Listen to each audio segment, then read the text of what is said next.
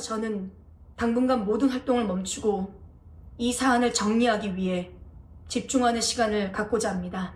제 자리에서 책임과 태도를 되돌아보겠습니다. 네, 내일 오후 2시 30분에 경찰에 출석해서 조사를 받는다고 하는데 홍종성 기자님께 좀 여쭤보겠습니다. 박나래 씨 측에서 입장을 좀 내놓은 것 같은데 저도 궁금한 게 입장을 내일 이제 출석을 하면서 밝힐 것이냐 이건데요. 뭐 좀 정해진 계획이 있을까요? 지금 정해진 계획이 있다기보다는 일단 공식적으로 입장문을 만들어서 발표하고 이런 건 없고, 다만 여기서 중요한 거는 지하 주차장으로 들어가거나 회피하진 않겠다. 네. 네, 정정당당하게 들어가겠다는 것이고, 질문이 있다면 답할 수도 있다. 그런데 모든 걸 이제 장담할 수 없는 상황일 겁니다. 이런 상황을 사실 처음 겪는 거고, 예. 그러다 보니까 내일 상황에 봐서 맞춰서 하겠다 하는데, 일단 절대 포토라인 앞에 서고 싶지 않다, 숨고 싶다 이런 입장으로 보이진 않고요. 내일 오후 2시 30분이 되면 이제 상황은 드러날 것으로 보입니다. 예. 지금 박나래 씨가 받고 있는 혐의가 꽤 많은 것 같아요. 고소된 건도 많고요. 허주연 변호사님, 8가지 사건이 있는 것 같은데 그중에 강남서에서 받는 게 한 6건 정도 되는 건가요? 그렇습니다. 지금 박나래 씨가 총 8건 정도의 혐의가 계류되어 있는 상태인데 2건은 용산경찰서 관할이고요. 6건이 강남경찰서에서 조사가 예정이 되어 있는 혐의입니다. 이게 전 매니저들이 고소한 사건에 대해서 피고소인, 그러니까 피의자 신분으로 조사를 받는 것이기 때문에 일단 고소된 사건 혐의 사실 위주로 조사가 진행될 것 같습니다. 예를 들면 지금 전 매니저들이 약물 대리 처방 의혹이라든가 아니면 와인잔으로 자신들을 폭행해서 상해를 입혔다는 특수상해죄, 그리고 자신들이 돈을 요구했다라는 등의 허위 사실을 유포해서 자신들의 명예를 훼손했다라고 해서 형법과 정통망법 위반 등의 혐의로 지금 박나래 씨를 고소한 상황이고, 예. 이 부분이 강남경찰서에서 주로 조사가 진행될 것으로 여겨지는 부분입니다.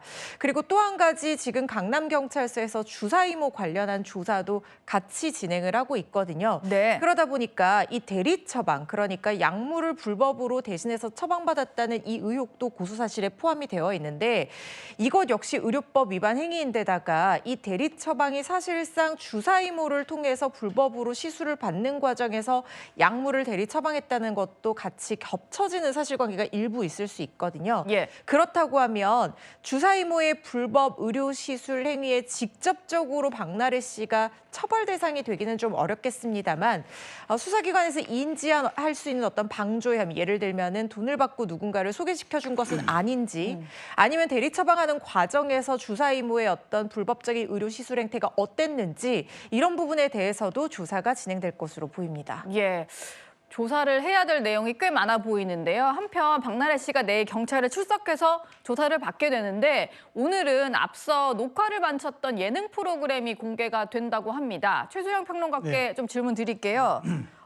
이게 박나래 씨만 나오는 건 아니고 출연자들이 꽤 많던데 실제 분량은 어느 정도 되는 건가요? 이게 다국적 기업이 만든 그 플랫폼이 만든 거라고 그래요. OTT 예능이죠? 예, OTT 예능인 거예요. 예. 근데 이게 지금 보기에는 여러 패널 중에 한 명으로 참석을 하는 것 같은데, 근데 네.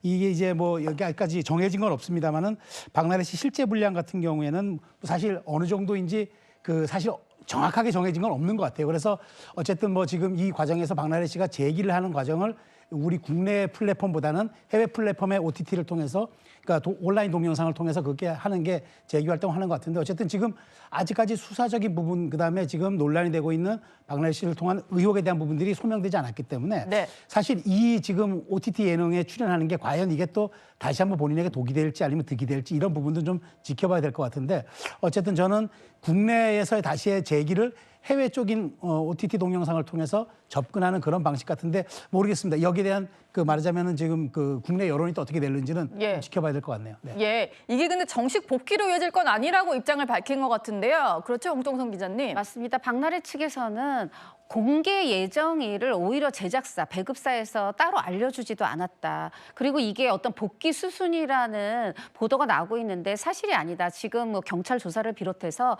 대응할 일들이 많고, 분명히 처음에 입장문을 처음에 저희 방송 초반에 나왔던 그 예. 영상 입장 입장문을 낼 때 이것에 대해서 다 해명할 때까지는 방송 활동 중단하겠다고 했었잖아요. 네. 그 입장에 변함이 없다는 그런 뜻이고요. 여기가 이제 중요한 게 해외 OTT라는 것인데 이게 이제 사전 제작으로 10부작이 제작이 완료가 됐고 그중에 이제 4부작이 먼저 이제 공개가 됐습니다. 오늘 되는데 근데 여기서 사실 해외 OTT가 왜 중요하냐면 그들은 이 이제 뭐 피고인 신분, 고소인 신분으로 조사받는다보다 유죄 무죄가 확정될 때까지 좀 유연한 부분이 있어요. 그리고 해외 OTT 같은 경우는요. 네, 그렇습니다. 예. 기존에 어떤 무리를 일으킨 연예인이 있었을 때도 좀 비슷한 이 입장문들을 좀 내놨었고요. 또 네. 하나는 여기 지금 프로그램의 자신감으로 보입니다. 그러니까 말하자면 주요 MC도 아니고 패널 한 명인데 지금 여기에 작가도 굉장히 그 최근에 뭐 계속 시즌제로 인기 끌고 있는 그 요리사